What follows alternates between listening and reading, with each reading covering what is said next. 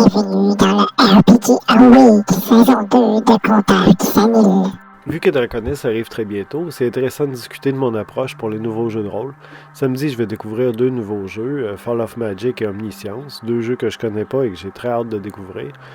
Je suis d'une nature très curieuse, je lis beaucoup de jeux de rôle, j'adore découvrir des choses sur les jeux que je connais grâce aux suppléments, puis ceux que je connais pas qui pourraient m'offrir quelque chose. Même les jeux de rôle médiéval fantastiques peuvent m'apporter des idées. J'y jouerai pas, c'est assez certain, je les masteriserai pas, mais certains éléments sont exportables dans tous les jeux. Par exemple, si on prend mon setting d'Australie post-apocalyptique, j'utilise les règles du New World of Darkness et les persos peuvent être à peu près n'importe quelle créature du Old World of Darkness.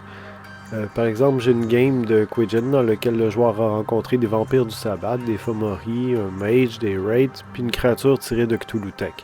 Dans un autre, il a joué un Izumi, c'est un rouge-garou japonais, et il a vu plusieurs spirites, des bestioles du Worm, puis des créatures tirées de Rift. Dans d'autres époques, c'est beaucoup plus rare, mais avec mon monde de Tranchons et Tracons et dans l'Umbra ou le Dreaming, tout est possible. Dans mes mondes virtuels, il y a beaucoup de drogue, et pour ça, je peux aller chercher autant dans le Book of Vile Darkness de Donjon Dragon 3.5 que dans Shadowrun. C'est pas tout le monde qui a accès au multivers, ou même qui le connaît, mais je nierai pas son existence dans toutes mes parties. Parfois, il n'y a aucune influence sur la campagne, et parfois, il n'y a eu qu'un visiteur, puis en plus, il est mort, mais il y avait un objet étrange dans sa possession, puis c'est là que ça va mener à une histoire.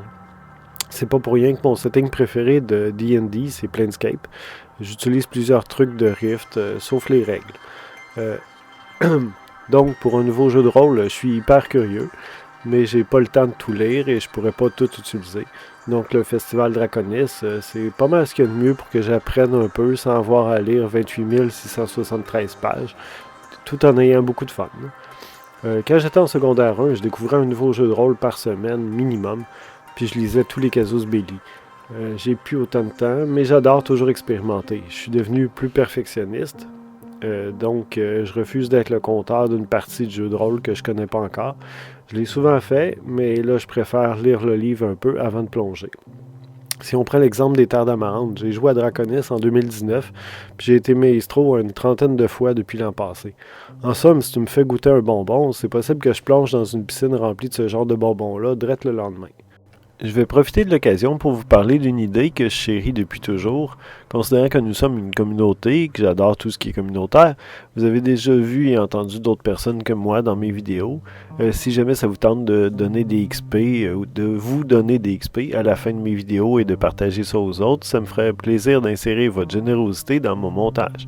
Vous pouvez me trouver très facilement un peu partout, sur Facebook ou dans un monde imaginaire. Alors pour cette vidéo, rajoute-toi un XP pour l'avoir écouté au complet. Rajoute-toi un niveau si tu es abonné à ma chaîne Atomic Fusion sur YouTube. Et un autre niveau si on est samedi.